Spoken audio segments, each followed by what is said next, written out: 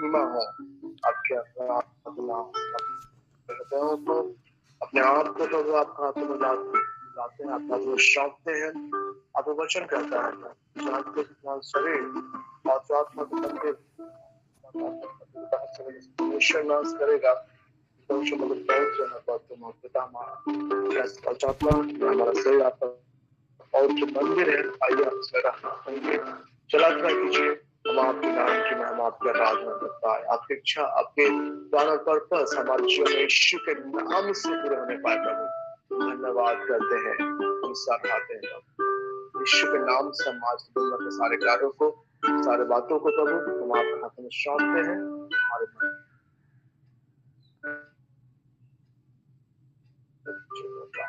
सहायता के पहुंचा हम आपको धन्यवाद करते हैं। सारी आदत महिमा और प्रशंसा यीशु के नाम अपने महान परमेश्वर की आराधना करें, स्तुति करें क्योंकि वह अद्भुत है महान परमेश्वर। दिल से आराधना करूं मैं यीशु पे, नाम तेरा ही लूं मैं पूरे दिल से।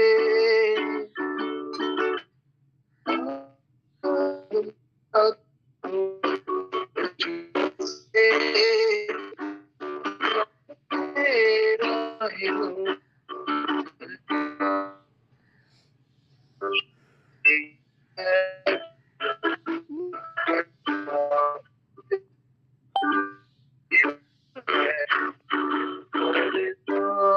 तेरा शुक्रिया मैं प्रभु तेरा शुक्रिया मैं तेरे बदल से तेरी दया से मेरा तेरे पसंद से तेरी दया से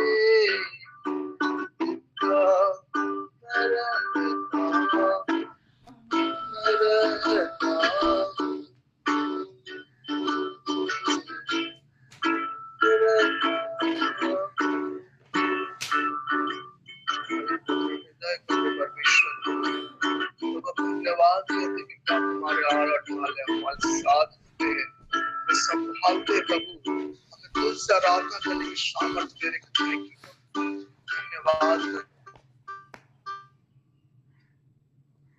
सब नाम से ऊंचा श्रेष्ठ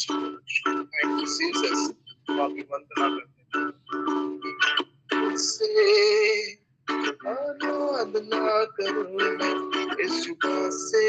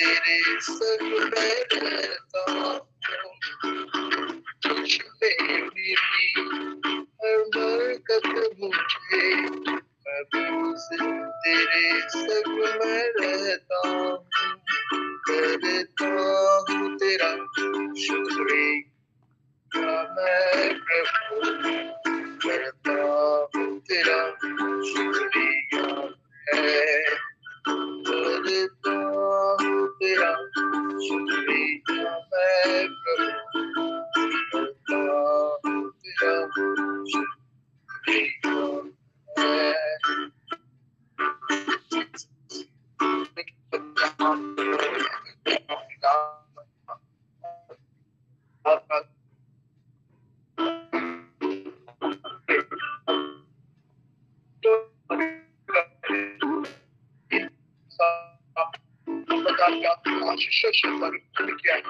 धन्यवाद, कदम बेचैन होते हैं, लोगों के काबू संभालते हैं, कदम पे लगे, बुद्धि और ज्ञान समस्त बातों का मिलता होते हैं। धन्यवाद से आराधना करूं से, नाम तेरा ही दूर तुझसे आराधना करूं यीशु से, नाम तेरा ही करता हूँ तेरा शुक्रिया मैं प्रभु, करता हूँ तेरा शुक्रिया मैं, करता हूँ तेरा शुक्रिया मैं प्रभु, करता हूँ तेरा शुक्रिया मैं, तेरे फजल पे तेरी दया में दिखता रहता हूँ, तेरे फजल पे तेरी दया में दिखता रहता हूँ, रहता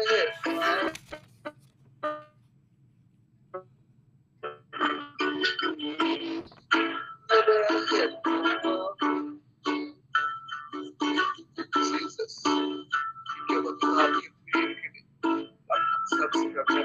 जब आपके आने की तैयारी और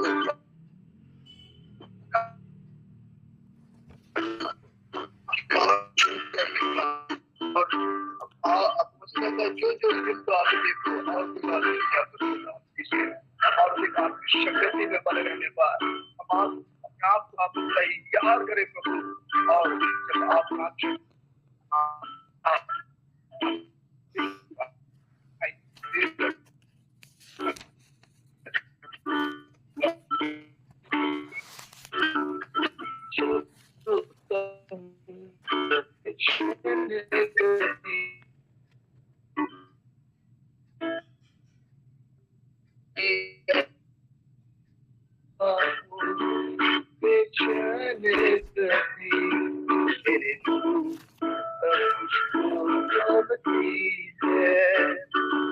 मेरे मुश्किलों में हर एक दर्द और गम में खुदावन तू ही मेरा शाफी है, मेरी मुश्किलों में हर एक दर्द और गम में खुदावन तू ही मेरा शाफी है, करता हूँ तेरा शुक्रिया है प्रभु,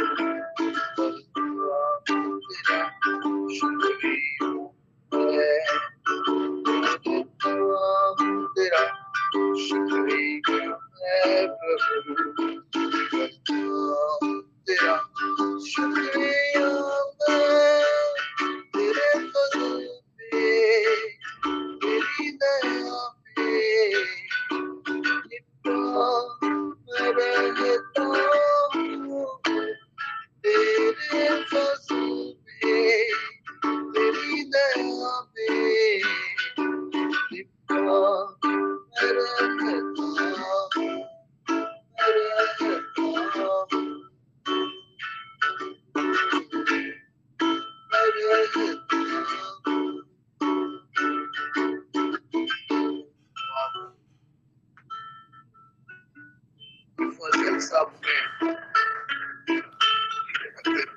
नया सामुएल। धन्यवाद जीसस।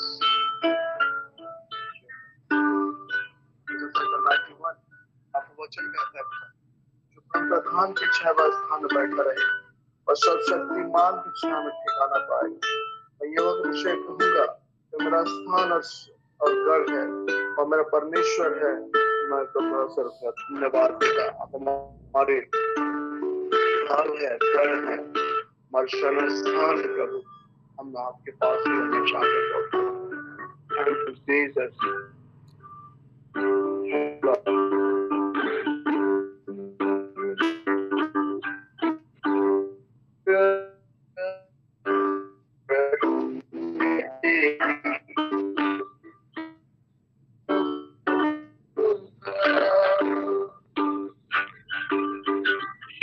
शक्तिमान छाया में तेरी मैं बना रहूंगा। हम आपके सदा स्थान में रहना चाहते हैं। हम आपके सदा स्थान में बना रहना चाहते हैं।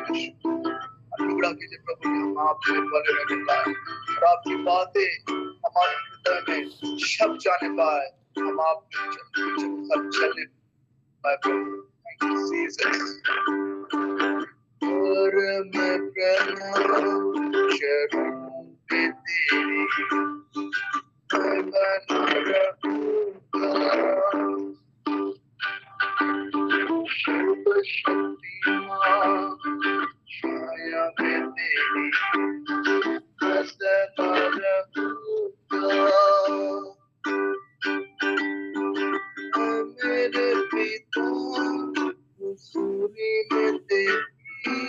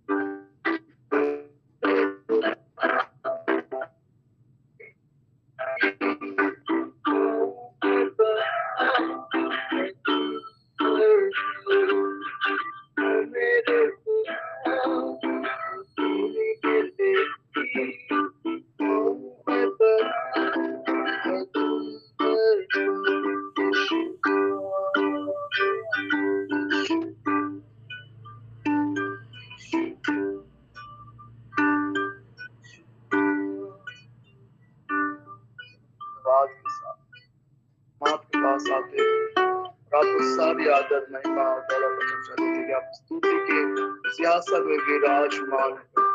आपकी आराधना प्रशंसा और महिमा करते हैं। सारी बातों में आपको धन्य करते हैं। Thank you Jesus. और इस वक्त मैं आमंत्रित करता हूँ रोजमैम को के लिए। तो रोजमैम आपका स्वागत है। Over to you ma'am. धन्यवाद यीशु, धन्यवाद पवित्र आत्मा, आज के इस सुंदर दिन के लिए, सुंदर समय के लिए प्रभु यीशु का धन्यवाद। आपकी महिमा हो, आपकी आराधना, आपकी स्तुति हो पिता। यस लॉर्ड जीसस, सर्वोश और खून तो अकेले महान तो कुछ हो। यस लॉर्ड जीसस, यस हर खून से पेरी खान तरह बहाशो। धन्यवाद यीशु, धन्यवाद पवित्र आत्मा, पवित्र पवित्र पवित्र पवित्र, सेनाओं के यहोवा पवित्र, तेरा नाम पवित्र हो। पिता परमेश्वर, धन्यवाद करते हैं हर एक उन बातों के लिए, और इस समय हम पवित्र आत्मा को आमंत्रित करते हैं हमारे वचनों की घोषणा के लिए। हम पिता आपको हरी खून तला पवित्र आत्मा आपको अगुवाई मांगते हैं यीशु के नाम से। Yes, lead us Lord, lead us in the name of Jesus, hallelujah, आमीन। आइए हम घोषणाएं करें हमारे जीवनों में, हमारे परिवारों में। यस लॉर्ड जीसस, जैसा कि वचन कहता है इफिसी 1:3 के अनुसार कि आपने प्रभु, यस लॉर्ड जीसस, धन्य है हमारे प्रभु ईसा मसीह का ईश्वर और पिता, उसने मसीह द्वारा हम लोगों को स्वर्ग के हर एक प्रकार के आध्यात्मिक वरदान प्रदान किए हैं। हालेलुया, आमीन। पिता परमेश्वर, हम आपका धन्यवाद करते हैं। हम घोषणा करते हैं पिता कि आपने हमें हर एक प्रकार की आत्मिक आशीषें आपने हमें दे दी है। धन्यवाद यीशु, धन्यवाद पवित्र आत्मा। जैसा कि एफिसी 1:4 कहता है, उसने संसार की सृष्टि से पहले मसीह में हमको चुन लिया है, जिससे हम मसीह में संयुक्त होकर उसकी दृष्टि में पवित्र तथा निष्कलंक बने। यस लॉर्ड जीसस, यस, आपने हमें चुन लिया है पिता, हम एक चुने हुए वंश हैं, हम पिता परमेश्वर के चुने हुए वंश है पिता। हम आपका धन्यवाद करते हैं, घोषणा करते हैं। यस लॉर्ड, एफिसी 1:5 कहता है, उसने प्रेम से प्रेरित होकर आदि में ही निर्धारित किया कि हम ईसा मसीह द्वारा उनके दत्तक पुत्र बने। यस लॉर्ड, यस लॉर्ड, हम यीशु मसीह के हैं और पवित्र आत्मा शरीर खून तला हम डिक्लेयर करते हैं कि परमेश्वर ने हमें अपना दत्तक पुत्र ठहराया है। हम यीशु के द्वारा हम उनके दत्तक पुत्र पुत्रियां ठहराए गए हैं। हम डिक्लेयर करते हैं हम मसीह के हैं। Thank you Jesus Lord, thank you Holi spirit God. Yes Lord Jesus, शरीर खून तला महाशरीर खून तला महाशा। यस लॉर्ड, अफू शरीर खून तला आपके अनुग्रह की महिमा प्रकट की है। हमने यीशु मसीह के द्वारा हमें अनुग्रह पर अनुग्रह दिया है पिता। हम जीवित है आपके अनुग्रह के कारण। यस लॉर्ड, रिखूश रेखांदला हम डिक्लेयर करते हैं हमारे जीवन में। यस लॉर्ड, ईसा मसीह ने हमारे लिए रक्त बहा करके हमें पाप मुक्त कर दिया है, अर्थात हमारे अपराधों की हमें क्षमा मिल चुकी है। हम डिक्लेयर करते हैं पिता, हम धन्यवाद करते हैं पवित्र आत्मा पिता परमेश्वर। Yes Lord Jesus, yes Lord Jesus, साले खूरी खून तारा बहासा ईश्वर की अपार कृपा का परिणाम है, जिसके द्वारा वह हमें प्रज्ञा तथा बुद्धि प्रदान करता रहता है। पिता परमेश्वर प्रज्ञा और बुद्धि प्रदान करते रहते हैं। हम आपका धन्यवाद करते हैं, हम घोषणा करते हैं। यस लॉर्ड, यस लॉर्ड, खून तला महाश्चर्य खून तरा बहाशा, आपने पिता परमेश्वर खून तला आपकी हर एक प्रकार की आत्मिक आशीषें आपने हमें दी है पिता। यस लॉर्ड, प्रज्ञा की आत्मा, बुद्धि की आत्मा हमें प्रदान करने के लिए धन्यवाद। Thank you Lord Jesus, thank you Holi spirit God. हम धन्यवाद करते पिता, जैसा कि गलाती 5:17 कहता है। यस लॉर्ड जीसस, शरीर तो आत्मा के विरुद्ध इच्छा करती है और आत्मा शरीर के विरुद्ध। यस लॉर्ड, हालेलुया, हम पिता परमेश्वर आत्मा के चलाए हुए चलते हैं। Yes Lord Jesus, yes Lord, hallelujah, हम खून तबहा सरे खून तरा बहासा रिखान तले मोशरे खून तला महासा।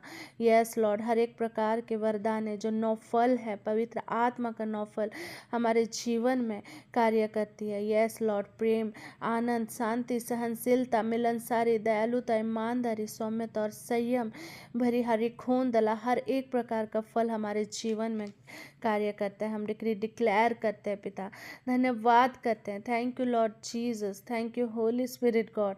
हम डिक्लेयर करते हैं।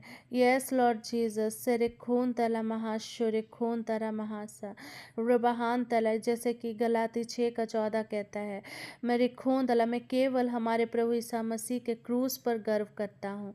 उन्हीं के कारण संसार मेरी दृष्टि में मर गया है और मैं संसार की दृष्टि में, हम डिक्लेयर करते हैं, हम इस संसार के लिए मरे हुए, लेकिन प्रभु यीशु मसीह में हम जीवित हैं।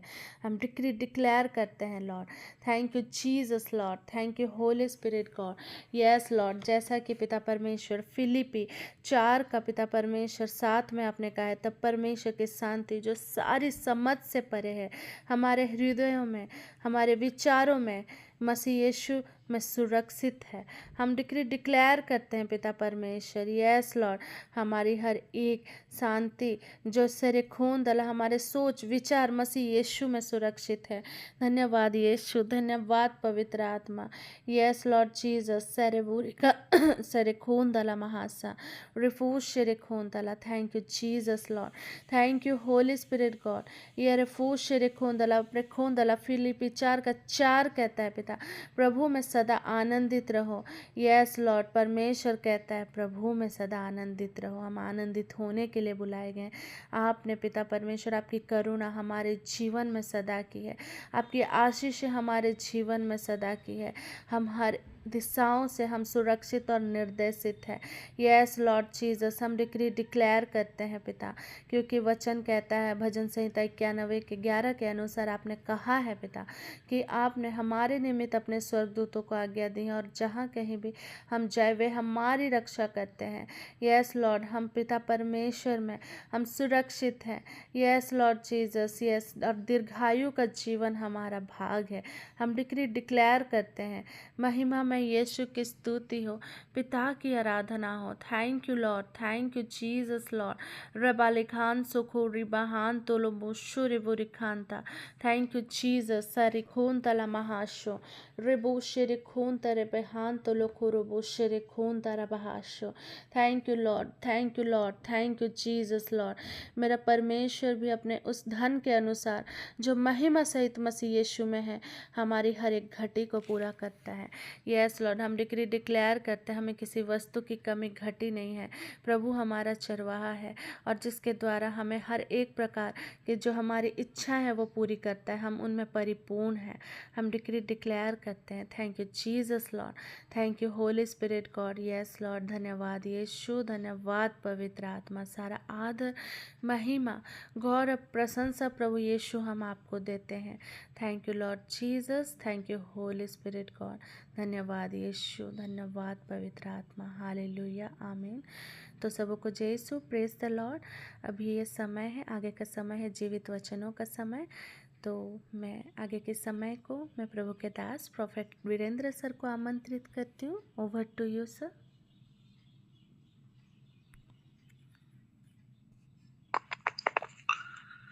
Hallelujah. Thank you, Jesus. Thank you, Jesus, Lord. Hubara labo shibari la khasino mene kerele kosha. Thank you, Lord. Thank you, Lord. और वे ऊंचे शब्द से कहते थे, जब मैंने देखा तो उस सिंहासन और उन प्राचीनों और उन प्राणियों और उन प्राचीनों के चारों ओर बहुत से स्वर्गदूतों का शब्द सुना, जिनकी गिनती लाखों और करोड़ों की थी। और वे ऊंचे शब्द से कहते थे, वध किया हुआ मेमना ही सामर्थ और धन, ज्ञान और शक्ति, आदर और महिमा और धन्यवाद के योग्य है। फिर मैंने स्वर्ग और पृथ्वी पर और पृथ्वी के नीचे और समुद्र की सब सृजी हुई वस्तुओं को और सब कुछ को जो उसमें है यह कहते सुना, जो सिंहासन पर बैठा है उसका और मेमने का धन्यवाद और आदर और महिमा और राज युगानुयुग रहे। ये जो परिदृश्य जो हम यहाँ पर जिन विषयों को सुन रहे हैं और स्वर्ग का ये परिदृश्य है जो यूहन्ना प्रेरित को दिखाया गया, और ये जो सारे घटनाक्रम जो हेवनली एक्टिविटीज जो हम देख रहे हैं, ये सारी चीजें उन 7 मोहरों के खोले जाने के जस्ट पहले की घटनाक्रम को हम लोग इन चैप्टरों में देख रहे हैं। तो ये सारी घटित घटनाएं तब होंगी जब सीक्वेंस या क्रोनोलॉजिकली, मतलब ये सीक्वेंस में होते चले जाएंगे इमीडिएटली आफ्टर द रैप्चर। तो ये सारा चीज हम एक्सपीरियंस करने जा रहे हैं। करोड़ों और लाखों स्वर्गदूतों के शब्दों को हम सुनने जा रहे हैं, उनकी आराधना को सुनने जा रहे हैं, और ये वध हुए हुए मेमने की आराधना और धन्यवाद और महिमा की बातों को सुनने जा रहे हैं, क्योंकि प्रभु यीशु मसीह के लहू के द्वारा ही हम सभी कोई उस प्रकोप से बचाए जाएंगे और स्वर्ग में हम प्रवेश कराए जाएंगे जब सारी पृथ्वी पर परखने के लिए या सारे पृथ्वी पर के लोगों की परीक्षा का समय होगा। उससे पहले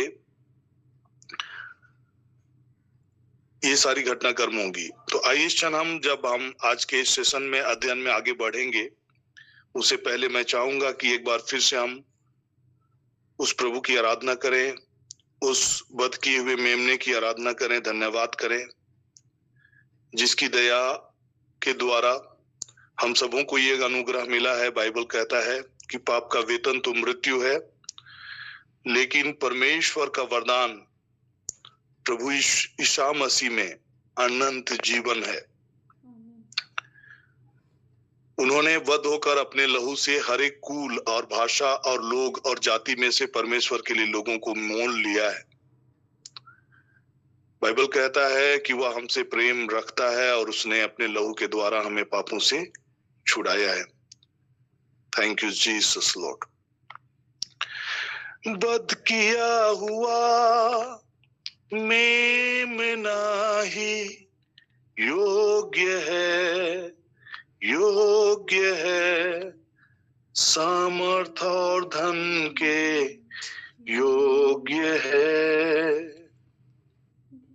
ज्ञान और शक्ति, आदर और महिमा, धन्यवाद के योग्य है। ज्ञान और शक्ति, आदर और महिमा, धन्यवाद के योग्य है। वध किया हुआ मेमना ही योग्य है, सामर्थ और धन के योग्य है, ज्ञान और शक्ति, आदर और महिमा, धन्यवाद के योग्य है। ज्ञान और शक्ति, आदर और महिमा, धन्यवाद के योग्य है। फिर मैंने स्वर्ग में और पृथ्वी पर और पृथ्वी के नीचे और समुद्र की सब सृजी हुई वस्तुओं को और सब कुछ को जो उसमें है यह कहते हुए सुना, जो सिंहासन पर बैठा है उसका और मेमने का धन्यवाद और आदर और महिमा और राज युगानुयुग रहे। Thank you lord, thank you Jesus Lord.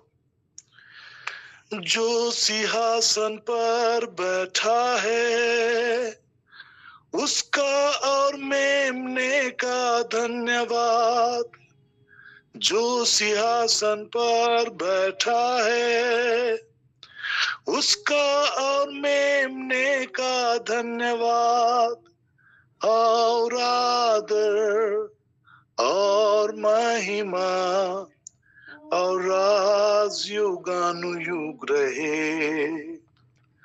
और आदर और महिमा और राज युगानुयुग रहे। Thank you Lord, thank you Lord, thank you Jesus, glorify you Jesus, all glory and honor belongs to you Jesus। धन्यवाद करते हैं प्यारे यीशु, सारा आदर महिमा गौरव प्रभु आपको देता हूं इन प्रियजनों के लिए जो इस ऑनलाइन प्लेटफॉर्म के जरिए प्रभु आज प्रकाशित वाक्य प्रकाशना ग्रंथ के चैप्टर में से प्रभु अध्ययन करने जा रहे हैं। जैसा कि वचन कहता है कि धन्य है वे जो इस भविष्यवाणी के वचन को पढ़ता है, धन्य है वे जो सुनते हैं और इसमें लिखी हुई बातों को मानते हैं। Father God, I declare each and every one of them, they are blessed people Lord. आपके चुने हुए लोग हैं प्रभु, आपकी नीच प्रजा है। मैं धन्यवाद करता हूँ। पूरा लाबा शेबोरे लेखे सेने मैंने खेरे लेखो, और एक एक के जीवन के लिए प्रार्थना करता हूँ। जब तक हम इस पृथ्वी पर हैं प्रभु, हम आपकी अनुग्रह और आपकी भलाई की बातों को हम अपने जीवन में देखते रहे प्रभु जी। आदर देते हैं, महिमा देते हैं प्रभु जी कि आपकी आत्मा के चलाए हम चल सकें पिता, हम प्रार्थना करते हैं। Hallelujah, thank you Jesus Lord. आदर महिमा गौरव पिता हम आपको देते हैं, हमारे उद्धारकर्ता और प्रभु ईसा मसीह के नाम से, आमीन। तो कल हम चैप्टर 6 को हम लोग देख रहे थे और मैंने कहा कि चैप्टर 6 से लेकर चैप्टर 18 तक 17 तक मेनली जो ये चैप्टर्स हैं, समझिए एक क्रोनोलॉजिकल ऑर्डर में नहीं है। और चैप्टर 6 ऑलमोस्ट सारे घटनाक्रमों का एक सूची की तरह है। जैसे कि एक किताब में एक सूची होती है कि क्या क्या चैप्टर्स हैं, चैप्टर 1, चैप्टर 2, चैप्टर 3, तो उनका जो विषय वस्तु होता है वो एक सूची में एक लिस्ट होता है जिसपे वो दर्शाए जाते हैं। वैसे ही chapter 6 is almost like that. तो जब आप इसको एक क्रोनोलॉजिकल ऑर्डर की तरह अगर आप समझेंगे तो बहुत बार कंफ्यूजन हो जाएगा, चीजें इधर का भी दिखेगा और कोई चीजें जो चैप्टर 6 में हम जिक्र करेंगे वो चैप्टर 7 में हो रहा है, चैप्टर 8 में हो रहा है, चैप्टर 9 में हो रहा है, चैप्टर 13, 14, तो इस तरह का चीजों को आप देखेंगे। तो चूंकि एक क्रोनोलॉजिकल ऑर्डर में नहीं है लेकिन ये क्रमवत कुछ विषय को लेकर इसको चैप्टर में रखा गया है ताकि हम चीजों को समझ सकें। तो आज जो बातें मैं आपके बीच में रखने जा रहा हूं, बहुत सारे ट्रिबुलेशंस पीरियड को लेकर और रैप्चर को लेकर बहुत सारी कंफ्यूजन्स की चीजें लोगों के मनों में आती है और कई प्रकार के वचनों को जब हम अगर देखेंगे तो आज जो चीजें हम देखने जा रहे हैं, even during the tribulation period rapture होता है।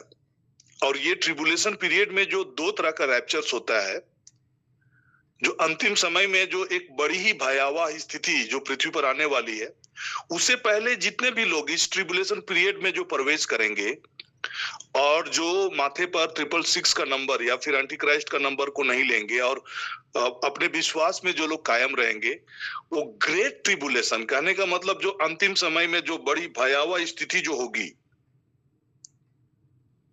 उन स्थिति से पहले वे लोग बचा लिए जाएंगे, मतलब उनका भी रैप्चर हो जाएगा। और यहां तक कि जो 1,44,000 जो एवेंजलिस्ट हैं, जो परमेश्वर के द्वारा इन ट्रिबुलेशन पीरियड में सुसमाचार के प्रचार के कामों को करेंगे, वे भी, उनका भी रैप्चर होगा ड्यूरिंग दिस ट्रिबुलेशन पीरियड।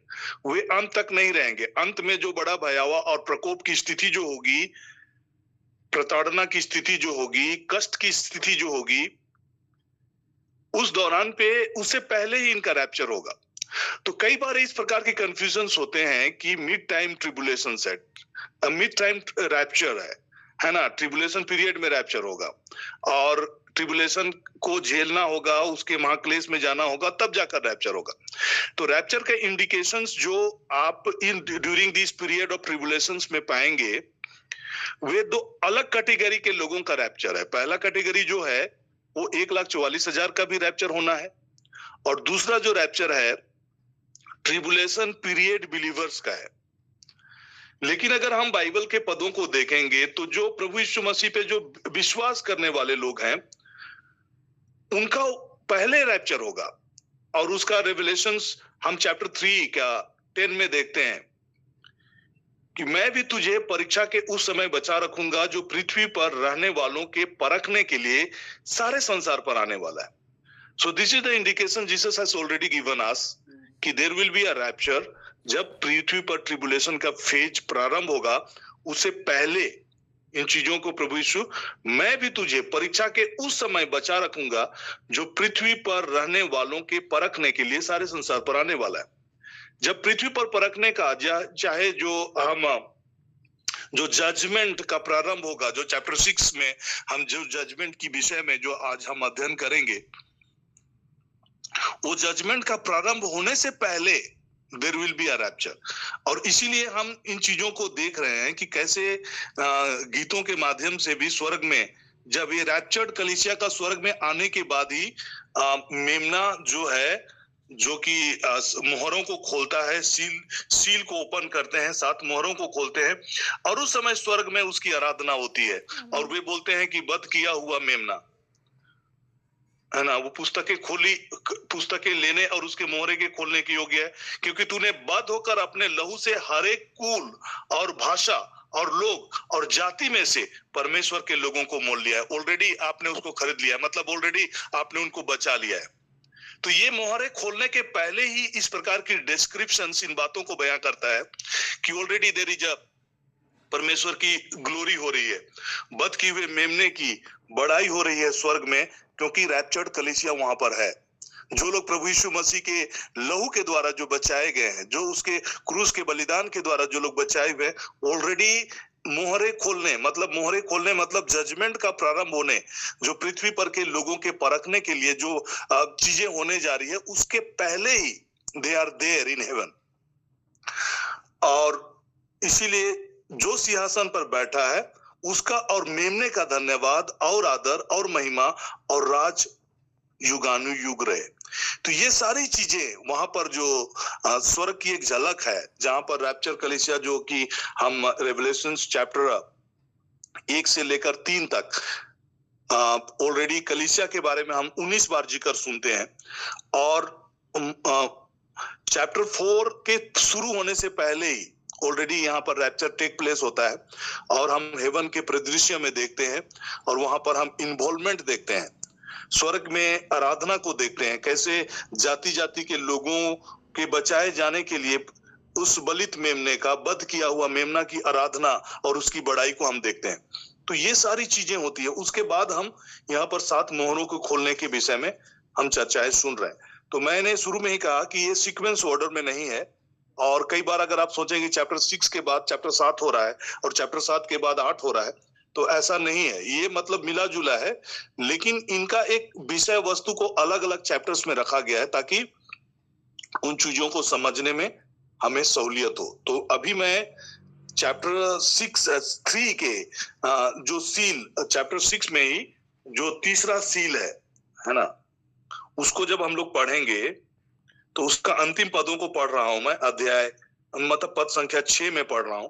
और जब आप पद संख्या 6 की बातों को जब आप सुनेंगे, तो यहाँ पर जो बातें जिक्र की गई है तीसरे सील के ओपन होने के बाद, है ना, एक काला घोड़ा और उसके सवार के हाथ में एक तराजू, और मैंने उन चारों प्राणियों के बीच में से एक शब्द को सुना, दिनार का सेर गेहूं और दिनार का 3 सेर जौ, पर तेल और दाखरस की हानि ना करना। ओके।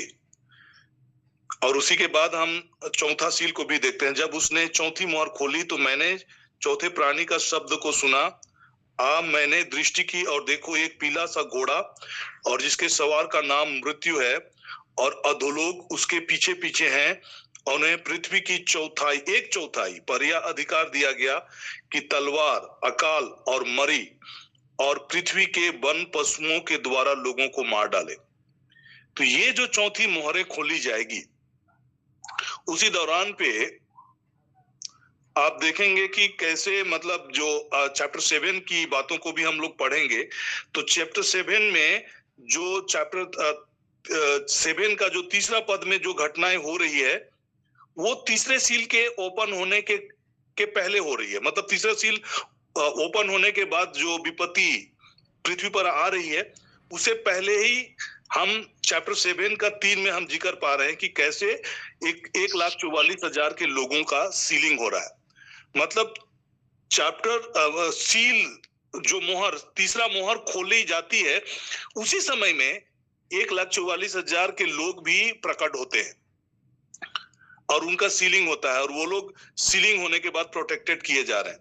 तो इन चीजों को हम लोग ऐसा समझेंगे। तो यहाँ पर तीसरा सील का ओपन होने के बाद जो विपत्तियों का प्रारंभ हो रहा है, उससे पहले भी हम देखेंगे कि 1,44,000 के लोग वहां पर मौजूद हैं और उनको सील किया जा रहा है।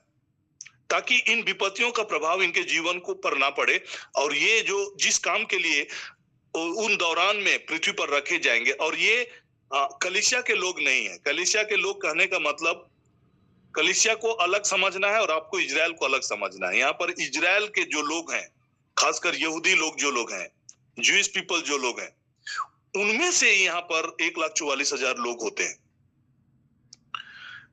और वे ट्रिबुलेशन पीरियड में सुसमाचार के कामों को करने के लिए इस पृथ्वी पर रखे जाते हैं, और यहूदियों के बीच में सुसमाचार का प्रचार होता है, और बड़े तादाद पर लोग प्रभु के वचन को उन दिनों में, उन विपत्तियों के प्रारंभ जब होती है, उन अकाल के घड़ी में, उन लड़ाई झगड़े के घड़ी में, उन भूकंप की हालात में, और विभिन्न प्रकार की विपत्तियां पृथ्वी पर आती है, और बहुत सारे लोग मर रहे होते हैं, बीमारियों से मर रहे होते हैं, लड़ाइयों से मर रहे होते हैं, अकाल के वजह से मर रहे होते हैं, और यहाँ तक वन पशुएं भी उस भयावह स्थिति के कारण से जंगल झाड़ को छोड़कर वे, क्योंकि उस समय में भूकंप होंगे और कई प्रकार की विपत्तियां होंगी, तो सब पूरा स्थिति अस्त व्यस्त हो जाएगा।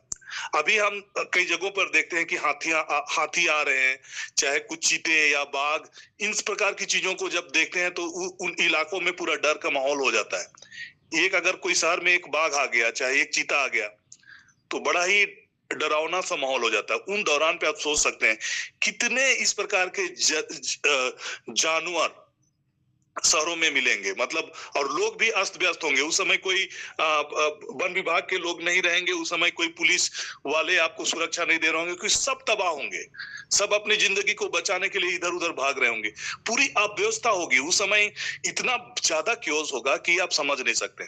तो उस दौरान पे जंगल के जो जानवर भी से लोग मारे जाएंगे, जानवर भी के द्वारा, वन पशुओं के द्वारा भी लोगों को मारा जाएगा, और अकाल के वजह से, भूकंप के वजह से, लड़ाइयों की वजह से, जैसे कि मैंने कहा कि कई इतना भयावह भयंकर भूकंप सब होंगे जो सब चीज को अस्त व्यस्त कर देंगे। पेड़ पौधे नष्ट हो जाएंगे भूकंप के वजह से, आपके खेत में जो भी फसल होंगे वो बर्बाद हो जाएंगे, जितने भी प्रकार के जो मॉल्स हैं, बड़े बड़े स्टोरेज हैं, वे बर्बाद हो जाएंगे, ध्वस्त हो जाएंगे, दब जाएंगे। तो इस प्रकार की चीजें होंगी, और इसी के वजह से भयानक अकाल का साथ भी स्थिति होगा। लोगों को खाने पीने की चीजें भी उपलब्ध नहीं होंगे। तो ये सारी चीजें, विपत्तियां का प्रारंभ होगा, और उन दौरान पे, जैसे कि हम इसको सीक्वेंस में देखेंगे, तो मैं आपको बताना चाह रहा हूं, हम लोग तीसरा सील के बाद हम लोग चैप्टर 7 की कुछ बातों को देखें और समझें। तो यहाँ पर चैप्टर 7, जैसे मैंने कहा कि तीसरा सील या तीसरा मोहर जब खोली जाएंगी, और वो विपत्ति, तीसरा सील का जो विपत्ति, अकाल, और खासकर जो अकाल की स्थिति जो होगी, और वो अकाल की स्थिति से पहले ऑलरेडी लड़ाई की स्थिति होगी, है ना। लड़ाई की स्थिति के वजह से भी अकाल की स्थिति पैदा होगी, और भूकंप होंगे जिसके वजह से भी अकाल की स्थिति पैदा होगी। और उसी दौरान पे ये जो 7 चैप्टर में जो घटना हम देख रहे हैं, मतलब 7 चैप्टर में जिनका जिक्र सुन रहे हैं हम, 1,44,000 के लोगों का, इजराइल के लोग का, जो विशेष लोग होंगे जो सुसमाचार के कार्यों को संपादित करेंगे उन दौरान पे। तो इन्हीं विषयों में ऑलरेडी हम कई बार गॉस्पेल्स में भी देखते हैं, मत्ती के सुसमाचार में, तो उनका कनेक्शंस को समझना जरूरी है, क्योंकि इनके विषय में भी कई प्रकार के कंफ्यूजन्स होते हैं। तो मत्ती का सुसमाचार अध्याय 24 पद संख्या 14 में हम लोग देखेंगे, और 14 से पहले अगर आप सुनेंगे, 7 से लेकर, जाति जाति के लोग राज पर लड़ाई करेंगे, जगह जगह पर अकाल पड़ेंगे और भूकंप होंगे, है ना, और ये सब पीड़ाओं का प्रारंभ होगा। मतलब ये पीड़ा के बारे में जीसस चर्चा करते हैं, और यही ट्रिबुलेशंस के दौरान में ही, परंतु जो अंत तक धीरज धरेगा उसी का उद्धार होगा। मतलब ड्यूरिंग द ट्रिबुलेशन पीरियड भी बहुत सारे लोग होंगे जो उद्धार को पाएंगे, और जो ट्रिबुलेशन पीरियड के जो बिलीवर्स होंगे, जो उद्धार प्राप्त लोग होंगे, उनका रैप्चर होगा जब विकट स्थिति जब पृथ्वी पर होने वाली होगी, महासंकट का आरंभ होने वाला होगा, उससे पहले ही जो लोग ट्रिबुलेशन पीरियड में धीरज धरे रहेंगे उनका भी रैप्चर होगा। और इसी दौरान पे यहाँ पर 14 वच में लिखता है कि राज्य का यह सुसमाचार सारे जगत में प्रचार किया जाएगा और सब जातियों पर गवाही होगी। अंत आने से पहले, मतलब प्रभु यीशु मसीह के द्वितीय आगमन से पहले, और ये ट्रिबुलेशन पीरियड में इतने बड़े तादाद पर सुसमाचार का प्रचार होगा। उस समय आप और हमारे जैसे जो सुसमाचार की बातों को बिलीव करते हैं, विश्वास करते हैं, वे लोग इस पृथ्वी पर नहीं होंगे, क्योंकि हमारा ऑलरेडी रैप्चर हो चुका होगा। लेकिन परमेश्वर उन दिनों के लिए ऑलरेडी 1,44,000 इजराइल से लोगों को सुसमाचार के कामों को करने के लिए पहले से निर्धारित करके रखेंगे। और ये तीसरा सील ओपनिंग होने के तुरंत बाद ये लोग प्रकट होंगे और अपने कामों को कर रहे होंगे। तो यहाँ पर हम जो बातों को देखेंगे, इसके बाद मैंने पृथ्वी के चारों कोनों पर 4 स्वर्गदूत देखे। मैं 7 चैप्टर पढ़ रहा हूं। और वे पृथ्वी की चारों हवाओं को थामे हुए थे, ताकि पृथ्वी या समुद्र किसी पेड़ पर हवा ना चले। फिर मैंने एक और स्वर्गदूत को जीवते परमेश्वर की मोहर लिए हुए पूरब से उत्तर की ओर आते देखा, और उसने उन चारों स्वर्गदूतों से, जिन्हें पृथ्वी और समुद्र की हानि करने का अधिकार था, ऊंचे शब्द से पुकार कर कहा, जब तक हम अपने परमेश्वर के दासों के माथे पर मुहर ना लगा लें, तब तक पृथ्वी और समुद्र और पेड़ों को हानि ना पहुंचाना। तो यहाँ पर हम तीसरे सील के ओपनिंग के बाद हम क्या देख रहे हैं, चौथे सील के।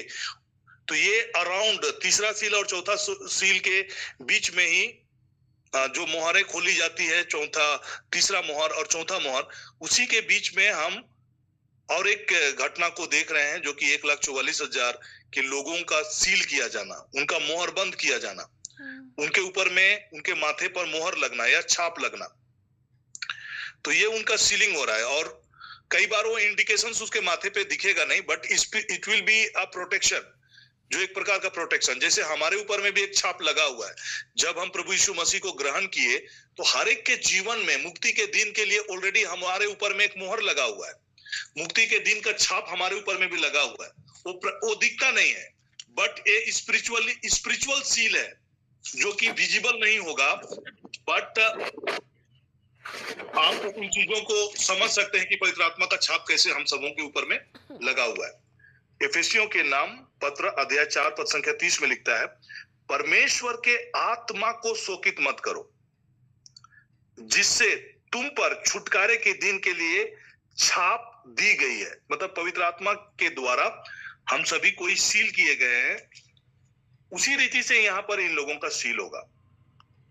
और इसी चीज को अगर हम चैप्टर को देखेंगे, तो ये सील मतलब 1,44,000 लोगों को सील किए जाना, ये टोटली इजराइल के लोग हैं। और इसमें कोई कंफ्यूजन की बातें नहीं है। बहुत सारे लोग ये सोचते हैं कि ट्रिबुलेशन पीरियड में केवल 1,44,000 ही लोग बचाए जाएंगे और बाकी लोगों को उस ट्रिबुलेशन पीरियड के दौर से गुजरना पड़ेगा, केवल 1,44,000 ही लोग बचाए जाएंगे। ऐसा करके बहुतों का कंफ्यूजन है। और जो लोग बाइबल के वचनों को सही रीति से नहीं पढ़ते हैं, वे कंफ्यूजन में रहते हैं। तो मैं आप लोगों का कंफ्यूजन क्लियर कर देना चाहता हूँ। 1,44,000 का जो ये भीड़, ये जो लोग होंगे जिनको सीलबंद किया जाएगा, ये विशेष कामों के लिए सीलबंद किए जाएंगे, क्योंकि विपत्तियां होंगी। अगर वे विपत्ति से तबाह होंगे तो सुसमाचार के कामों को नहीं कर पाएंगे। तो ये लोग सुरक्षित होंगे, उन विपत्तियों से सुरक्षित होंगे, और ये सुसमाचार के कामों को कर रहे होंगे, परमेश्वर के सुसमाचार की बातों को लोगों तक पहुंचा रहे होंगे। और इनके सुसमाचार के जरिए बड़े तादाद पर लोग प्रभु यीशु मसीह को ग्रहण करेंगे। इस ट्रिबुलेशन पीरियड के दौरान पर, इन विपत्तियों के बीच में लोग बड़े तादाद पर सुसमाचार को ग्रहण करेंगे और वे लोग बचाए जाएंगे, है ना। उनका मतलब इस ट्रिबुलेशन पीरियड के दौरान ही वे बचाए जाएंगे। विकास जी का माइक को म्यूट करेंगे please, Vikas Tirkey. Alright, thank you Jesus. तो जब आप सारे चीजों को देखेंगे तो सब चीज मिला जुला स्थिति में है। इसलिए हम लोग तीसरा सील के तुरंत बाद में हम लोग चैप्टर 7 में हम लोग अभी प्रवेश करेंगे। तो इसके बाद मैंने पृथ्वी के चारों कोनों पर 4 स्वर्गदूत खड़े देखे और वे पृथ्वी के चारों हवाओं को थामे हुए थे ताकि पृथ्वी या समुद्र के किसी पेड़ पर हवा न चले। फिर मैंने एक स्वर्गदूत को जीवते परमेश्वर की मोहर लिए हुए पूर्व से उत्तर की ओर आते हुए देखा और उसने चारों स्वर्गदूतों से जिन्हें पृथ्वी और समुद्र की हानि करने का अधिकार दिया गया था ऊंचे शब्द से पुकार कर कहा, जब तक हम अपने दासों के परमेश्वर के दासों के माथे पर मुहर ना लगा लें तब तक पृथ्वी और समुद्र और पेड़ों को हानि ना पहुंचाना। यही चीज यहाँ पर हम तीसरा सील ओपन होने के बाद हम लोग देखते हैं अध्याय 6 के 6 में।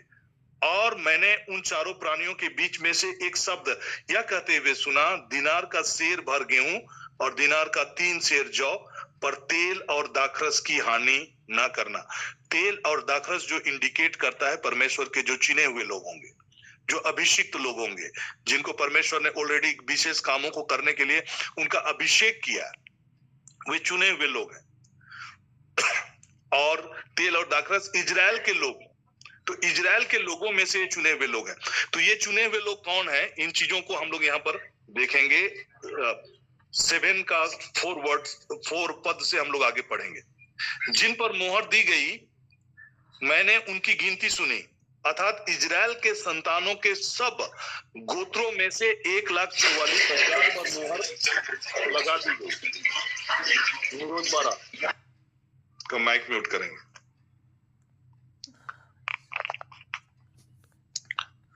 यहूदा के गोत्र में से 12,000 मोहर दी गई, रूबेन के गोत्र में से 12,000, गाद के गोत्र में से 12,000, आसेर के गोत्र में से 12,000। तो यहाँ पर जो उनके जो 12 गोत्र हैं, 12 गोत्रों में से 12,000 के लोगों को यहाँ पर मुहर लगा दी गई और इन कामों के लिए उनको, सुसमाचार के प्रचार के कामों के लिए उनको रखा गया। तो यही सारी चीजों को हम चैप्टर 14 में भी देखेंगे। 1,44,000 के लोगों का चैप्टर 14 में जब हम सुनेंगे कि सुसमाचार के प्रचार के कामों को जब ये बड़े तादाद पर कर रहे हैं, तो अगर आप देखेंगे तो यहाँ पर 2 घटनाक्रम होगा ट्रिबुलेशन पीरियड के दौरान पे। और ये प्रोबेबली जो 7 ट्रम्पेट्स का जो छठी मोहर जब खोली जाएगी और जब सातवीं तुरही जब फूंकी होगी, तो उसके बाद में 7 ट्रम्पेट्स जो 7वीं मोहर खोली जाएंगी, उसके बाद 7 ट्रम्पेट्स जो 7 तुरहियां का जो जजमेंट है, 7 ट्रम्पेट जजमेंट, उससे पहले ही आप देखेंगे कि जिनको सुसमाचार के बातों को ट्रिबुलेशन पीरियड में जो लोग ग्रहण करेंगे वे लोग बचा लिए जाएंगे, तो उनका रैप्चर होगा, प्लस 1,44,000 के लोगों का भी रैप्चर होगा। तो यहाँ पर 7 चैप्टर्स में हम उन चीजों का जिक्र पाएंगे। और चैप्टर 14 में अगर हम जाएंगे तो उसमें भी हम उसके 1 पद से लेकर 5 पद तक हम 1,44,000 के लोगों का जिक्र पाते हैं। और जैसे हम लोग चैप्टर 13 में जाएंगे तो चैप्टर 13 में हमें एंटी क्राइस्ट के प्रकट होने की बातों को यहाँ पर लिखता है। तो ये कब होगा, ये पहला सील जब ओपन होता है उसी समय में एंटी क्राइस्ट प्रकट होंगे। तो एंटी क्राइस्ट जब प्रकट होंगे तो वो शुरुआती दौर पे होगा। तो सील का ओपनिंग जैसे होगा, पहला सील ओपन होगा, वैसे ही चैप्टर 13 प्रारंभ होगा। मतलब चैप्टर 13 में जो एंटी क्राइस्ट प्रकट होंगे वो प्रकट होना प्रारंभ हो जाएगा। तो यहाँ पर चैप्टर 13 में हम एंटी क्राइस्ट के बारे में डिटेल में देखेंगे। तो अभी जो बातें हम देखेंगे चैप्टर 7, चैप्टर 8 की बातों को हम लोग सीक्वेंस में समझने का प्रयास करेंगे। तो यहाँ पर जो बातें कई बार कंफ्यूजन्स क्रिएट करता है, वो कंफ्यूजन्स को मैं आपके बीच में क्लैरिफाई करना चाह रहा हूं। और यहाँ पर 2 रैप्चर के घटना होंगे ट्रिबुलेशन पीरियड के दौरान, और वो रैप्चर का घटना होगा, पहला जो घटना होगा 1,44,000 के लोग जब अपने कामों को पूरी रीति से कर लेंगे, उसके बाद उनका रैप्चर होगा। और उनका रैप्चर का जिक्र हम पाएंगे चैप्टर 14 का, हम पहला पद, दूसरा पद और तीसरा पद में जब हम लोग पढ़ेंगे तो उनके बारे में यहाँ पर। तो मैं आज चैप्टर 14 का 1 से लेकर 5 तक के वचन को हम लोग पढ़ेंगे। तो जब ये जो सुसमाचार एवेंजलिस्ट 1,44,000 अपने कामों को इतने रफ्तार से करेंगे और बड़े तादाद पर सभी जाति के लोगों पर प्रभु यीशु मसीह का गवाही होगा, सभी जाति के लोगों तक सुसमाचार का प्रचार पहुंचेगा। और यहाँ तक कि जो लोग ऑलरेडी सुसमाचार सुन रहे होंगे वे भी इन कामों को कर रहे होंगे।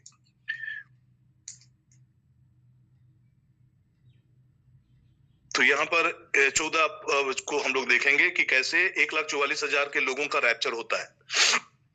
फिर मैंने दृष्टि की और देखा कि वह मेमना सिय्योन पर खड़ा है और उसके साथ 1,44,000 जन हैं जिनके माथे पर उसका और उसके पिता का नाम लिखा हुआ है। ये लोग जो सील किए जाएंगे है ना, इजराइल की संतान के लोग जो 1,44,000 के लोग होंगे। और स्वर्ग से मुझे एक ऐसा शब्द सुनाई दिया जो जल की धाराओं और बड़े गर्जन का शब्द था, और जो शब्द मैंने सुना वह ऐसा था मानो बीना बजाने वाला बीना बजा रहे हूं। तो जैसे स्वर्ग से जो शब्द और ध्वनियां सुनाई देगी, जैसे हमें भी जब रैप्चर के दौरान क्या होगा, एक तुरही बजेगी और क्षण भर में हम लोग बदल जाएंगे, वैसे ही यहाँ पर जब वो स्वर्ग के शब्दों को सुन रहे हैं और उसके तुरंत अगले ही क्षण हम तीसरे पद में क्या देख रहे हैं, वे सिंहासन के सामने और चारों प्राणियों और प्रचीनों के सामने एक नया गीत गा रहे थे। कौन लोग? 1,44,000 अभी इनका रैप्चर हो चुका है और ये लोग स्वर्ग में हैं। और स्वर्ग में वे क्या कर रहे हैं? चारों प्राणियों, हम लोग ऑलरेडी जब चैप्टर 4 पढ़ रहे थे उस समय सिंहासन के चारों ओर 4 प्राणियों का जिक्र हम सुने और 24 प्रचीनों का के बारे में हम लोग सुने कि कैसे सिंहासन के चारों ओर 4 प्राणी हैं और 24 सिंहासन है जिसमें 24 प्रचीन उसमें सिंहासन पर बैठे हुए थे। तो ये चारों प्रचीनों प्राणियों और प्रचीनों के सामने एक नया गीत गा रहे थे। दैट मीन्स 1,44,000 जो यहाँ पर जो जिनके माथे पर सील लगाया गया और जो सुसमाचार के कामों के लिए जो लोग निर्धारित किए गए थे, इनका रैप्चर के बारे में बताया जा रहा है कि वे ट्रिबुलेशन पीरियड में ही, जब ट्रम्पेट जजमेंट का प्रारंभ होने से पहले, छठी सील ऑलमोस्ट जो छठा सील है उसके ओपनिंग के पहले इनका लगभग रैप्चर होता है, या फिर छठा सील के दौरान पे ही इनका रैप्चर हो जाता है। तो 1,44,000 लोगों का रैप्चर का एक घटनाक्रम होता है। जो 1,44,000 के लोग बचाए जाते हैं वे ड्यूरिंग द ट्रिबुलेशन पीरियड, और ये कंफ्यूजन की कोई बात नहीं है। और इसको हम कलीसिया के रैप्चर के साथ इनको हम नहीं मिला सकते। तो इनका रैप्चर अलग है। वे सिंहासन के सामने और चारों प्राणियों और प्रचीनों के सामने एक नया गीत गा रहे थे, और उन 1,44,000 जनों को छोड़ जो पृथ्वी पर से मोल लिए गए थे। देखिए 1,44,000 का लोग अलग है, और पृथ्वी पर से जो पहले मोल लिए थे, जिसके बारे में जो रैप्चर्ड जो लोग होंगे, जिनके बारे में ऑलरेडी हम चैप्टर 5 में पढ़ते हैं, जिसके बारे में एक नया गीत के जरिए हम लोग सुन रहे होते हैं। चैप्टर 5 ये ट्रिबुलेशन पीरियड के पहले का घटनाक्रम है, जो चैप्टर 5 का 9 है। वे एक नया गीत गाने लगे, तू इस पुस्तक के लेने और उसकी मुहरें खोलने के योग्य है, क्योंकि तूने बद होकर अपने लहू से हर एक कुल और भाषा और लोग और जाति में से परमेश्वर के लिए लोगों को मोल लिया है। एक वर्जन है बाइबल का, उसमें लिखता है कि यू हैव रिडीम्ड अस। यहाँ पर लोगों के जगह पे अस का शब्द का प्रयोग किया गया, मतलब हम लोगों को आपने मोल लिया है। तो यहाँ पर मोल लिए हुए लोग होंगे वे जो 1,44,000 जो नया गीत को गा रहे हैं, उनको वो लोग गा नहीं पा रहे हैं। केवल वही लोग गा रहे हैं जो 1,44,000 जो लोग हैं वे गा रहे हैं। और जो पृथ्वी पर मोल लिए गए थे, कोई यह गीत ना सीख सका था। ये वे हैं जो स्त्रियों के साथ अशुद्ध नहीं हुए पर कुंवारे हैं, और ये वे हैं जहां कहीं मेमना जाता है वे उनके पीछे हो लेते हैं। और ये तो परमेश्वर के निमित्त पहले फल होने के लिए मनुष्यों में से मोल लिए गए हैं। उनके मुंह से कभी झूठ ना निकला था और वे निर्दोष हैं। ये 1,44,000 लोगों के विषय में है। वे कुंवारे होंगे और स्त्रियों के साथ उसका कोई अशुद्ध नहीं हुए होंगे, मतलब वे जवान होंगे, कुंवारे होंगे, और किसी प्रकार से स्त्रियों के साथ वे अशुद्ध नहीं हुए होंगे, ऐसा डिस्क्रिप्शन हम उनके बारे में सुन रहे हैं। तो 1,44,000 के लोगों के सेवा कर्मों के बाद हम उनका जो सेवा कर्म का क्या ये होगा, 6 में हम पढ़ते हैं, फिर मैंने एक और स्वर्गदूत को आकाश के बीच में उड़ते हुए देखा, जिसके पास पृथ्वी पर के रहने वालों की हर एक जाति और कुल और भाषा और लोगों को सुनाने के लिए सनातन सुसमाचार था। मतलब ये डिस्क्रिप्शन था के रूप में दिखाया जा रहा है। दैट मीन्स ऑलरेडी 1,44,000 के लोगों ने वो सुसमाचार के कार्यों को पूरा कर चुकने के बाद वे स्वर्ग में उनका रैप्चर हो जाता है। तो सुसमाचार बड़े तादाद पर होता है। और इसी का सीक्वेंस में हम जब चैप्टर 7 में लौटेंगे, उसका 9 पद को पढ़ेंगे, तब यहां पर बड़े तादाद पर आप देखेंगे कि अलग अलग जाति, क्योंकि सुसमाचार हम चैप्टर 14 का 6 में हमने क्या सुना कि सुसमाचार सुनाया गया, और यही चीजों को हम मत्ती के सुसमाचार का 24 का 14 पद में भी हम लोग पढ़ते हैं कि कैसे जाति जाति के लोगों के बीच में सुसमाचार, हर एक जाति, हर एक भाषा, हर एक कुल के लोगों को सुसमाचार की बातें सुनाई जाती है। तब जाकर अंत आएगा, ऐसा करके बाइबल लिखता है। और राज का यह सुसमाचार सारे जगत में प्रचार किया जाएगा। और यहाँ पर राज के सुसमाचार का प्रचार बड़े तादाद पर होने के विषय में हम लोग यहाँ पर सुन रहे हैं। गोस्पल इज बीइंग प्रीच्ड, इतने बड़े तादाद पर गोस्पल प्रीच किया जा रहा है। ट्रिबुलेशन है, तकलीफ है, समस्याएं हैं, क्लेश है, उसके बावजूद 1,44,000 जो निर्धारित लोग हैं वे सुसमाचार के प्रचार बड़े स्तर पर कर रहे हैं। और यहाँ पर हम इसका जिक्र सुन रहे हैं 14 का 6 में। फिर मैंने एक और स्वर्गदूत को आकाश के बीच में उड़ते हुए देखा, उसके पास पृथ्वी पर के रहने वालों की हर एक जाति और कुल और भाषा और लोगों को सुनाने के लिए सनातन सुसमाचार था। तो this is already being preached.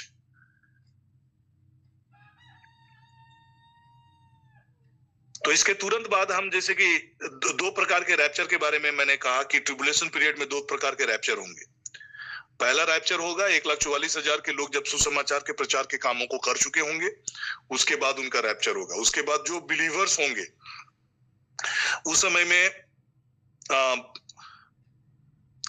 अलग अलग प्रकार की विपत्तियां जो आएंगी, उसके पहले ही जो अंतिम विपत्तियां, जो बड़ा ही टेरिबल टाइप का जो होगा, उसके पहले जो बिलीवर्स होंगे, जो सुसमाचार पर विश्वास करेंगे, वो लोगों का छटनी होगा। मतलब वे लोग बचाए जाएंगे, उनका कटनी होगा। तो कटनी का समय होगा उस समय। तो ये जो 14 का 14 वचन में हम लोग देखेंगे कि ट्रिबुलेशन पीरियड के दौरान जो बिलीवर्स होंगे, ट्रिबुलेशन के दौरान जो प्रभु यीशु मसीह के सुसमाचार को ग्रहण करेंगे, वे लोग बचाए जाएंगे इन दौरान पे। तो 14 वचन को आप पढ़ेंगे तो यहाँ पर एक अलग प्रकार का रैप्चर के बारे में हम सुनते हैं। मैंने दृष्टि की और देखो एक उजला बादल है, और उस बादल पर मनुष्य के पुत्र सरीखा कोई बैठा है, जिसके सिर पर सोने का मुकुट और हाथ में चोखा हंसुआ है। फिर एक और स्वर्गदूत ने मंदिर में से निकलकर उसे जो बादल पर बैठा था बड़े शब्द से पुकार कर कहा, अपना हंसुआ लगाकर लौटनी कर, क्योंकि लौटने का समय आ पहुंचा है, इसलिए कि पृथ्वी की खेती पक चुकी है। अतः जो बादल पर बैठा था उसने पृथ्वी पर अपना हंसुआ लगाया और पृथ्वी की लौटनी की गई। और ये पृथ्वी की लौटनी की गई, उसी का हम रिजल्ट्स जो देखेंगे वो चैप्टर 7 में जाएंगे और उसका 9 में हम पढ़ेंगे।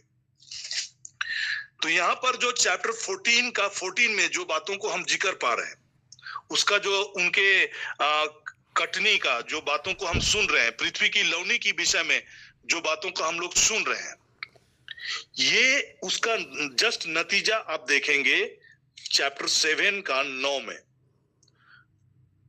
और ये ट्रिबुलेशन पीरियड के जो बिलीवर्स होंगे उनका रैप्चर के बारे में बताता है, क्योंकि उसके बाद ये लोग का अलग किए जाएंगे, बिलीवर्स लोग अलग किए जाएंगे। उसके बाद पृथ्वी पर एक भयंकर प्रकोप पृथ्वी पर आएगा। उस समय तक जो लोग सुसमाचार को बिलीव कर चुके होंगे वे लोग बचा लिए जाएंगे और पृथ्वी पर एक बड़ा विपत्ति आएगी, बड़ा प्रकोप आएगा। तो यहाँ पर हम लोग इसके नतीजे को देख रहे हैं कि कैसे जब पृथ्वी पर लौनी की गई, पृथ्वी की कटनी की गई और जो लोग बिलीवर्स हैं वे बचा लिए जाएंगे और वे रैप्चर किए जाएंगे। तो चैप्टर 7 का 9 में जो रैप्चर आप देखेंगे, 9 का जो वचन में जो बिलीवर्स होंगे वे लोग बिलीवर्स वैसे बिलीवर्स होंगे जो लोग ट्रिब्यूलेशन पीरियड के दौरान 1,44,000 एवेंजलिस्ट के द्वारा सुसमाचार प्रचार किए जाने के नतीजे के फलस्वरूप प्रभु यीशु मसीह पर विश्वास करेंगे और उद्धार को पाएंगे। तो इसीलिए चैप्टर 14 का 1 से लेकर 3 तक का जो रैप्चर है वो 1,44,000 बिलीवर्स का रैप्चर है और उनके सुसमाचार के प्रचार जो हम छठा वचन में पढ़ते हैं 14 का 6वां, और उसी का जब कटनी का जो विषय में हम 14 से लेकर 16 तक पढ़ते हैं वे रैप्चर होते हैं और जिसका जिक्र हम चैप्टर 7 का 9 में पाते हैं। इसके बाद मैंने दृष्टि की और देखो हर एक जाति और कुल और भाषा और लोग में से एक ऐसी बड़ी भीड़ जिसे कोई गिन नहीं सकता, श्वेत वस्त्र पहने और हाथों में खजूर की डालियां लिए हुए सिंहासन के सामने और मेमने के सामने खड़ी थी। जब भी हम खजूर की डालियों की बात करते हैं हमें रिमाइंड करता है प्रभु यीशु मसीह के पृथ्वी पर के जीवन का और कैसे इजराइल जाति के लोग प्रभु यीशु मसीह जब यरूशलेम में प्रवेश किए थे उस दुख भोग के पहले, तो कैसे खजूर की डालियां लेकर लोग उसका जय जयकार करते हुए राजाओं का राजा प्रभुओं का प्रभु करके उसकी आराधना करते हुए उसकी जय जयकार करते हुए प्रभु यीशु मसीह को यरूशलेम में प्रवेश कराए थे। वे अपने चादर रास्ते पर बिछाए थे।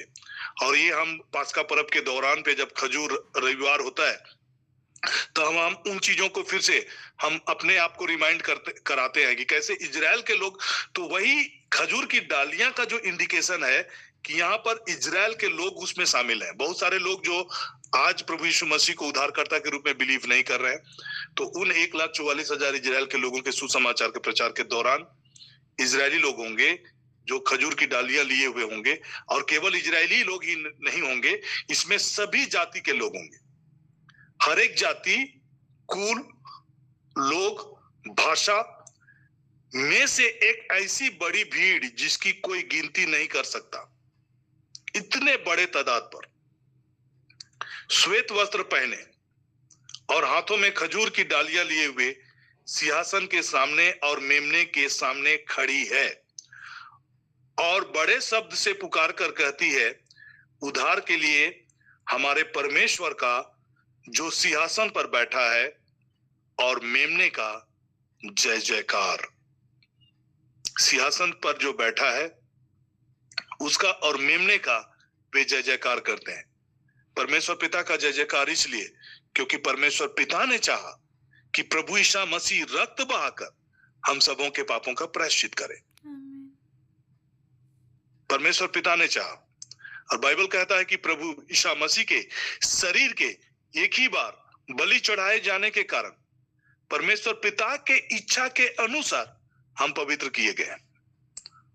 और कई वचनों को जब आप पढ़ेंगे तो बाइबल बड़ा स्पष्ट करता है कि परमेश्वर ने जगत से ऐसा प्रेम किया कि अपने इकलौते पुत्र को अर्पित कर दिया, जाकि जो कोई उस पर विश्वास करे उसका सर्वनाश ना हो बल्कि वो अनंत जीवन को पाए। प्रभु यीशु मसीह के क्रूस पर बहे हुए लहू के द्वारा परमेश्वर ने सब कुछ का, चाहे वह स्वर्ग में हो या पृथ्वी पर हो, अपने साथ मेल कराया। तो जितने लोग जो उस उद्धार के बातों को देख रहे हैं, उस ट्रिबुलेशन पीरियड से निकाले जाकर जब महासंकट का समय पृथ्वी पर अंतिम क्षण जो होगा बड़ा ही भयावह होगा, उससे पहले वे उनका रैप्चर होता है और वे ट्रिबुलेशन के बीच में से निकाले जाते हैं, महाक्लेश के बीच में से निकाले जाते हैं। जब महाक्लेश का प्रारंभ होगा, जब आसानी पीड़ा प्रारंभ होगा इस पृथ्वी पर, उससे पहले इनका रैप्चर हो जाता है। तो आगे अगर हम देखेंगे कि ये लोग कौन है जिसके बारे में लिखता है, जिक्र करता है, 14 वचन में पढ़ेंगे तो हम लोग लगातार पढ़ते चले जाएंगे, 10, 11, 12, 13, 14। और बड़े शब्द से पुकार कर कहती है, उद्धार के लिए हमारे परमेश्वर का जो सिंहासन पर बैठा है और मेमने का जय जयकार हो। और सारे स्वर्गदूत उस सिंहासन और प्राचीनों और चारों प्राणियों के चारों ओर खड़े हैं। फिर वे सिंहासन के सामने मुंह के बल गिर पड़े और परमेश्वर को दंडवत करके कहा, आमीन। यहां पर जब आराधना हो रही है, जब जो रैप्चर्ड कलीसिया आराधना की बातों को कर रहे हैं पद 10 में, तो 11 में हम देखेंगे कि स्वर्गदूत जो सिंहासन के चारों ओर हैं और जितने चारों प्राणी और प्राचीन, वे परमेश्वर के सामने में दंडवत कर रहे हैं और क्या कह रहे हैं, आमीन। हमारे परमेश्वर की स्तुति और महिमा, ज्ञान और धन्यवाद, आदर और सामर्थ और शक्ति युगानुयुग बनी रहे, आमीन। फादर का माइक।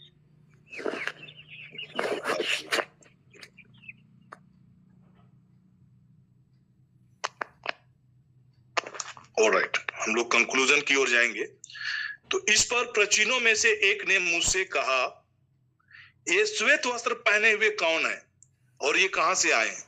मैंने उसे कहा, हे स्वामी, तू जानता है। उसने मुझसे कहा, ये वे लोग हैं जो उस क्लेश में से निकालकर आए हैं और उन्होंने अपने अपने वस्त्र मेमने के लहू से धोकर श्वेत किए हैं। तो ये लोग कहां से आए हैं? ये लोग महाक्लेश में से निकाल कर आए, मतलब ड्यूरिंग द ट्रिबुलेशन पीरियड इनका रैप्चर होगा। ये लोग उस ट्रिबुलेशन से निकाल लिए जाएंगे जब भयावह पीड़ा और संकट का समय जब प्रारंभ होगा, उससे पहले वे निकाल दिए जाएंगे। इसी कारण वे परमेश्वर के सिंहासन के सामने हैं और उसके मंदिर में रात दिन उसकी सेवा करते हैं। और जो सिंहासन पर बैठा है वह उसके ऊपर अपना तंबू तानेगा। वे फिर भूखे और प्यासे ना होंगे और उन पर धूप ना कोई तपन पड़ेगी, क्योंकि मेमना जो सिंहासन के बीच में उनकी रखवाली करेगा और उन्हें जीवन रूपी जल के स्रोतों के पास ले जाया करेगा। और परमेश्वर उनकी आंखों से सब आंसू पोंछ डालेगा, क्योंकि ड्यूरिंग दिस ट्रिबुलेशन पीरियड इतना दुख और तकलीफ वे देखे होंगे, इतने आंसू बहाए होंगे कि उसका आप बयां से परे है। तो उनका सब आंसू परमेश्वर पोंछ डालेगा। दिस इज व्हाट बाइबल का डिस्क्रिप्शन में हम सुन रहे हैं कि उनकी आंसुओं को पहुंचेगा। और क्यों आंसुओं को पहुंचेगा? क्योंकि एक एक पल, जैसे कि मैंने सेकेंड सील के ओपनिंग के बाद में आपको बताया था कि जैसे दूसरा मोहरे खोली जाएगी, पृथ्वी पर से शांति गायब होगा, पीस चला जाएगा और हर जगह भयावह स्थिति होगी, इतनी तकलीफ होगी, हर जगह रोना रोना ही होगा। तो ये जो ट्रिबुलेशन पीरियड से जो लोग बचाए हुए होंगे, वे लोग भी बहुत आंसू बहाए हुए होंगे और उनका आंसुओं को परमेश्वर उनकी आंखों से सब आंसू पोंछ डालेगा। तो आज हम चैप्टर 7 की बातों को देखें। और जैसे कि मैंने कहा कि ये सीक्वेंस में नहीं है ना, सीक्वेंस में नहीं है, क्योंकि जो बातें हम सेकेंड थर्ड सील के ओपनिंग के बाद हम चैप्टर 7 का शुरुआत को हम लोग देख रहे हैं और 1,44,000 के लोगों का पर्पस और प्लान को हम लोग समझे कि वे कैसे जो चुने हुए लोग होंगे और वे सुसमाचार के कामों को करेंगे। और उनके सुसमाचार के प्रचार के वजह से बहुत सारे लोग ट्रिबुलेशन पीरियड के दौरान में भी प्रभु यीशु मसीह को अपना जीवन को सौंपेंगे और उनका उद्धार होगा और वे ट्रिबुलेशन पीरियड में से बचाकर निकाले जाएंगे। और तब जाकर ट्रम्पेट जजमेंट प्रारंभ होगा, जो कि हम 8वां चैप्टर में हम लोग अध्ययन करेंगे। तो चैप्टर 8 में जाने से पहले ही हम जो अंतिम तुरियों का जो जजमेंट होगा, जो कि भयंकर जजमेंट होगा, तो वो जजमेंट होने से पहले ही आप इन 1,44,000 के जो परमेश्वर के इलेक्ट लोग होंगे और उनके द्वारा सुसमाचार प्रचार करने के द्वारा जो लोग बचा लिए जाएंगे, वे 7 तुरियों का ट्रम्पेट जजमेंट के अंतिम जो 3 ट्रम्पेट जजमेंट के पहले ही वे बचा लिए जाएंगे। मतलब उसी के लगभग या दौरान में वे बचा लिए जाएंगे, क्योंकि लास्ट तुरियों का जो जजमेंट होगा वो भयंकर जजमेंट होगा और उस महाक्लेश के बीच में से वे बचा लिए जाएंगे। और ये सुसमाचार का प्रचार का काम उस समय इतना रफ्तार से होगा, इतनी तेजी से होगा, और जो लोग चुने हुए लोग होंगे उनका समय को कम किया जाएगा। मतलब वे उस 7 साल तक उस विपत्ति में नहीं ढकेले जाएंगे, तो मतलब उनके लिए समय को कम किया जाएगा। कहने का मतलब क्या है कि वे पहले ही बचा लिए जाएंगे। उसके बाद तब तक जब इस विपत्तियों के प्रारंभ के बाद में जब सुसमाचार का प्रचार होना प्रारंभ होगा और उतने विपत्तियों के बीच में भी जो लोग कठोर बने रहेंगे और प्रभु यीशु मसीह पर बिलीव नहीं करेंगे, वे लोग और भयानक विपत्तियों का सामना करेंगे और ट्रम्पेट जजमेंट के जरिए विभिन्न प्रकार की प्रताड़ना, तकलीफ है ना, उनके जीवन में आएंगे। तो आज हम यहीं पर एंड करेंगे और हम कल चैप्टर 8 से देखेंगे और साइमल्टेनियसली हम जो ओपनिंग ऑफ 6 सील, 5वीं सील, 6ठे सील और 7वें सील के ओपनिंग को हम लोग अध्ययन करेंगे।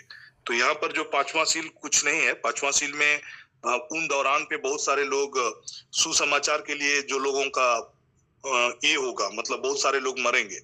सुसमाचार के प्रचार के लिए बहुतों का कत्ल किया जाएगा, बहुतों का मर्डर किया जाएगा, बहुत लोग वध किए जाएंगे।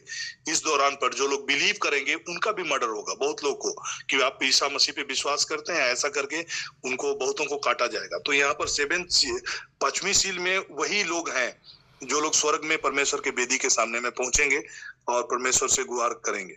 जब तो 5वीं सील की बातों को भी हम लोग पढ़ देते हैं। 9 में जब उसने 5वीं सील खोली, 6वां अध्याय का 9 पद, जब उसने 5वीं मोहर खोली तो मैंने वेदी के नीचे उनके प्राणों को देखा जो परमेश्वर के वचन के कारण, उस गवाही के कारण जो उन्हें दी थी, वध किए गए थे। और उन्होंने बड़े शब्द से पुकार कर कहा, हे स्वामी, हे पवित्र और सत्य, तू कब तक न्याय ना करेगा और पृथ्वी के रहने वालों से हमारे लहू का बदला कब तक ना लेगा। उनमें से हर एक को श्वेत वस्त्र दिया गया और उससे कहा गया कि और थोड़ी देर तक विश्राम करो, जब तक कि तुम्हारे संगी दास और भाई जो तुम्हारे समान वध होने वाले हैं उनकी गिनती पूरी ना हो ले।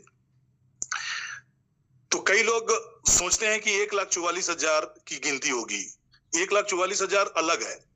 1,44,000 के सुसमाचार प्रचार के द्वारा जो लोग बिलीव करेंगे और सुसमाचार पर विश्वास करेंगे, उन लोगों पर प्रताड़ना होगी। उस गवाही के लिए जो प्रभु यीशु मसीह पर जो गवाही दे रहे होंगे उनका वध किया जाएगा। तो मतलब कई लोगों का उस प्रकार का होगा, विभिन्न प्रकार का, हर एक लोग वध नहीं होंगे, बट देयर विल बी कुछ लोग होंगे जिनका वध किया जाएगा। तो उनकी संख्या के बारे में लिखते हैं। तो इनके जो पूरे हो जाने का एक संख्या एक निर्धारित है जिनका प्रभु के गवाही होने के लिए। तो 5वीं सील में हम देख रहे हैं कि जो लोग वध किए हुए हैं already they are in heaven और वो वेदी के सामने में पड़े हैं। और उस समय में पृथ्वी पर भी कुछ लोग होंगे जो बिलीवर्स होंगे जिनका अभी रैप्चर नहीं हुआ है। 6ठा सील ओपन होने के जस्ट पहले की ये बातें हैं। तो उस दौरान पे सुसमाचार का प्रचार हो रहा होगा और लोग बिलीव कर रहे होंगे और बहुत लोग अपने उस विश्वास के लिए जिनका वध किया जा रहा होगा, वो संख्या जैसे खत्म होगा वैसे ही बिलीवर्स जो जितने भी जो बिलीवर्स होंगे, जो ट्रिबुलेशन पीरियड बिलीवर्स होंगे, उनका रैप्चर हो जाएगा और वो लोग बचा लिए जाएंगे।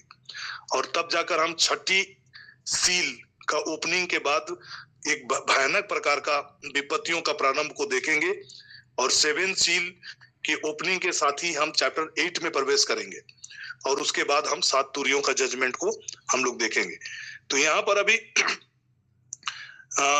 जो रेवलेशंस का चैप्टर 6 का 12 पद से आगे और जो चैप्टर 8 चैप्टर 7 की जो बातें हो रही है ऑलरेडी 12 पद के पहले हो रही है और ये 8वां पद जो हम लोग देखेंगे वो 6ठा सील के आसपास या उसके बाद में ये सारा चीज होना प्रारंभ होगा, ये विपत्तियों का प्रारंभ होगा। इससे पहले हम ऑलरेडी चैप्टर 7 का 9 और चैप्टर 14 का हम 1 से लेकर 5, 6 और 14 से लेकर 16 तक के घटनाक्रम ऑलरेडी हो चुका होगा। जब छठी सील खोली जाने से पहले ये सारा चीज घटनाक्रम हो रहा है। चैप्टर सील का ओपनिंग जो है आपका, चौथा सील और पांचवा सील के ओपनिंग के पहले चैप्टर 7 से रिलेटेड जितनी भी घटनाक्रम ऑलरेडी हो चुकी होगी। चैप्टर 14 का चैप्टर 1 से लेकर 5 तक के घटनाक्रम, 6 का घटनाक्रम और उसके बाद 14 का से लेकर 16 तक के घटनाक्रम ऑलरेडी हो चुके होंगे।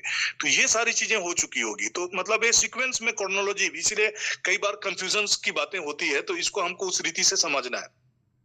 कल हम लोग जो देखने जा रहे हैं वो चैप्टर 8 से हम लोग आगे देखेंगे।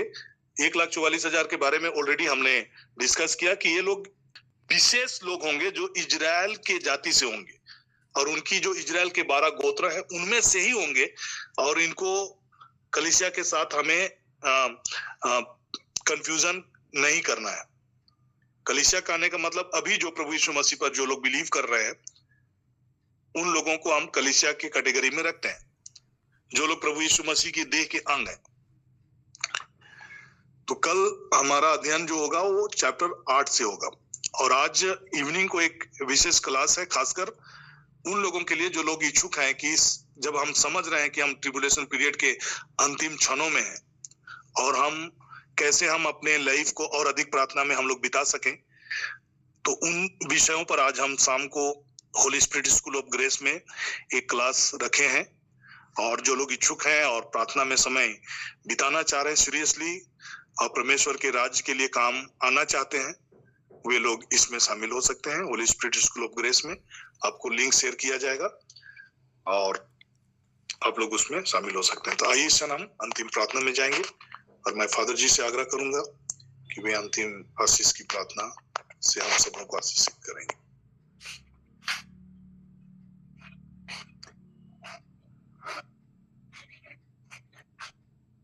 धन्यवाद के साथ में पिता परमेश्वर, हम तुझे सारे दिल से धन्यवाद कहते हैं। तूने हमें सुंदर जीवन दिया है और ये जीवन के हर एक पल में, हर एक उतार चढ़ाव में, हर एक परिस्थिति में तू ही हमारा सहारा है। चाहे हम चलें या चाहे हम लेटें, सब जगह तू ही विद्यमान है। चाहे हम समुद्र में हो, चाहे हम पहाड़ में हो, दुनिया के हर एक कोने को तू सब कुछ जानता है और उसी के अनुसार हमें उसका परिणाम देता है जैसे हमने कार्य किया है। आइए हम प्रभु को धन्यवाद देते हुए हम धर्मियों की तरह, प्रभु के बुलाए हुए लोगों की तरह हम अपने जीवन में बने रहें और जो भी हम बातों को सीखा है, जो भी बातों को हमने सुना है, ये सचमुच अद्भुत बातें हैं जिनको पिता परमेश्वर ने अपने पवित्र आत्मा के द्वारा प्रकट किया है। और हम सभी कोई इन सारे बातों को सुन करके अपने जीवन में यही अनुभव कर रहे हैं कि ये जीवन जो हम देख रहे हैं ये हमारा नहीं है, लेकिन परमेश्वर का दिया हुआ वरदान है और कुछ पल के लिए है। और न्याय के सिंहासन पर हम सबों को खड़ा होना पड़ेगा और न्यायकर्ता एकमात्र परमेश्वर, जीवित परमेश्वर अपने स्वर्गदूतों के साथ हमारे बीच में विराजमान हो जाएंगे। आइए हम प्रभु को धन्यवाद देते हैं और हम भी उस जगह पर खड़े होने के योग्य पाए जाने के लिए पिता अब्बा के साथ में जुड़े रहें और एक दूसरे के लिए प्रार्थना करें और अद्भुत बातों को जिनको हमने सुना है, सीखा है, हम अपने जीवन में अमल करें। धन्यवाद के साथ में सारा आदर महिमा देते हुए आइए हम वचन सुनने वाले एक एक प्रियों को प्रभु के हाथ में समर्पित करते हैं। पिता अब्बा परमेश्वर, तू भला चरवाहा है। तूने हम सबों को दया, क्षमा और करुणा से हम सबों को प्रेम किया है। उसी प्रेम के सूत्र में हम सबों को एक साथ बांधे रहने की कृपा प्रदान करना, जिससे हम दुनिया में ना भटक जाएं लेकिन आपके प्रेम में पाए जाएं। वही महान और जीवित परमेश्वर हमारे बीच में है। आप सबों को, हम सबों को, हमारे कार्यों को, हमारे परिवारों को और हमारे जीवन में सब समय हमें आशीषित प्रदान करे। आइए हम जीवित परमेश्वर के द्वारा आशीर्वाद ग्रहण करेंगे। प्रभु के नाम में ही हमारा कल्याण है, उसी ने स्वर्ग और प्रभु आप लोगों के और आप